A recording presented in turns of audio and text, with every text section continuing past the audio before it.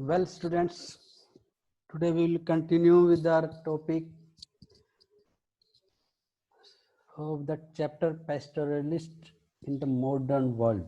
So, in the last video we have seen, or in the last class we have seen that and how that restrictions were put in in African countries, and with that how the life was affected of a particular community, that was Masai. Then in the next topic, that is the borders are closed. Borders are closed means for these pastoralists, Masai pastoralists, the particular area that was limited, and in that only all the Masai community people, they were uh, grazing their they were grazing their animals, and even so many things that were restricted, and because of that the life was quite affected. So what happened in that, in 19th century the African pastoralists, they could move over a vast area in search of pasture. Mostly that was mostly happening, but in the 19th century these pastoralists, they could move over a vast area in search of pasture. But when the pastures were exhausted at particular place, so they moved to different areas for grazing their cattle. So from the late 19th century, what happened? The colonial government that began imposing, they start imposing various restrictions on their mobility. So when the pasture that was exhausted, so that time these pastoralists were moving from one place to another place. But again in the late 19th century, that so many restrictions were imposed by the colonial government on their movement. So what happened with that? Like Masai, other pastoralist group, they were also forced to live within the confine of that special reserve. Means not only pastoralist or Masai community people, so many other people were also forced to live in the confined area and then within the limited area. So the boundaries of these reserves become the limit within which they could move all along the way. That means a particular boundary that was made, but in that they were allowed to move in that particular boundary only, not more than that. So they were not allowed even to move out with their stocks without even special permit. Without any permission, they were not allowed to move anywhere from that particular their area, and it was very difficult. Naturally, that can happen with anyone if these type of the restrictions are imposed. So what happened? It was very difficult to get the permit without trouble and even harassment. So this was made that the rule was made that without permission they will not be allowed to enter in that particular area. And when they were just seeking the permission, so that process was very difficult, and even if at all they were getting with a lot of trouble and harassment only. So those who found guilty without permission, if anyone is found disobeying the rules, they were severely punished. So they were given a lot of punishment if they found guilty without permission, if they are moving in the particular area that was prohibited for them. So pastoralists, they were even not allowed to enter the market of even white areas. Not only that, these pastoralists, they were not allowed to even enter in the market of white areas. White areas means the colonial government areas. So in many regions, they were prohibited from participating in any of the trade. So in that, white settlers and European colonial people, they saw all the pastoralists as a dangerous and even as a savage. Means they were just thinking that these are so dangerous and savage, and those people, those who are making any sort of contact, they were also uh, prohibited in that case. So on all the contacts that were minimized for these type of pastoralists in Africa. Then uh, again what happened?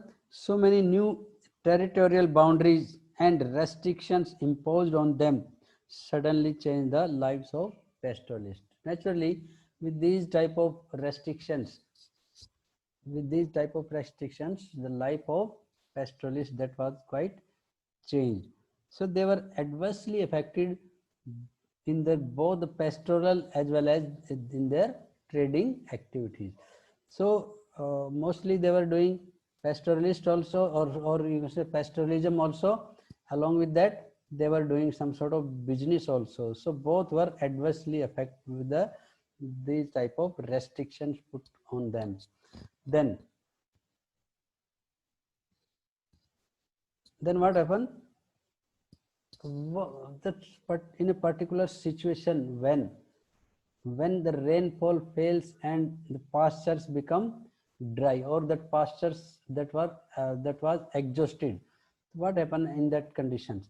So drought affect the life of pastoralists everywhere, that we are aware about that. When rainfall fails and pastures that are dry, cattle are likely to starve unless they can get, or they can move from that place to another place. So when the pastures dry, that time if animals are not moving from one place to another place, that cattle are likely to be starved, means वो भूखे मर जाते हैं. Then that was the reason, or you can say traditionally we can say that pastoralists, they were nomadic when they moved from one place to another place. So this was again this nomadism that allowed them to survive in the bad times, and even they were avoiding these type of crises. This was the life when the pastures become exhausted, or that pastures exhausted when the rainfall fails. But from the colonial period, the Masai were bound down to a particular fixed area only. So that because of these restrictions, these Masai people, they were bound to confined in a particular reserve area only, because they were prohibited from moving from one place to another place in search of pastures. They were cut off from all the best grazing lands and forced to live within that semi-arid tract, and even these tracts were prone to frequent droughts only. So these were the different areas where they were confined to live, and that area was quite semi-arid area, and there mostly drought occurs frequently. So since they could not shift their cattle to the places where the pastures were available, because restrictions were put on these people. So large number of what happened with that? Large number of Maasai cattle died because of starvation and disease in these years of drought.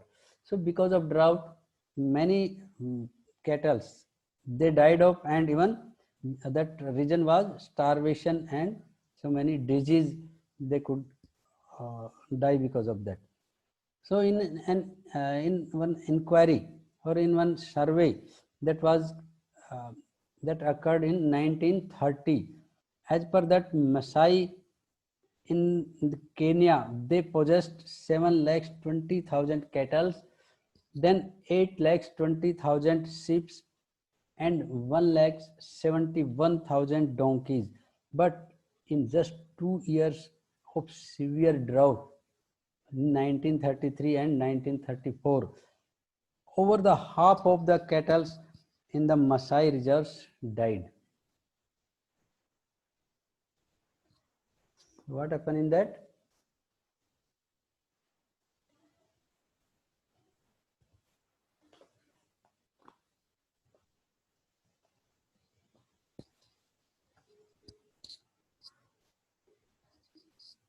So as the area of grazing land that shrunk, so their life that was quite or rather we can say that were adversely affected. Their life was quite or rather adversely affected.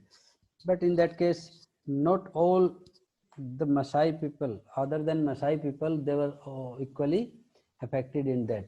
So what happened with the other peoples other than Maasai people? So in Maasai land, as elsewhere in Africa, not all the pastoralists that they were equally affected by the changes that were done by colonial government.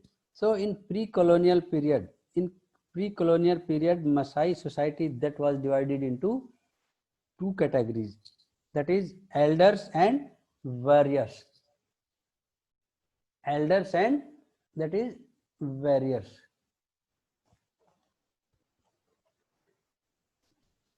So in that, what were the different role of elders and warriors? The elders formed the ruling group and they were meeting in the periodic council to decide on the affairs of community and they settled their disputes. So this was the role of elders. Then comes warriors. So in the warriors, you can say they were consisting of younger people mainly responsible for protection of the tribes.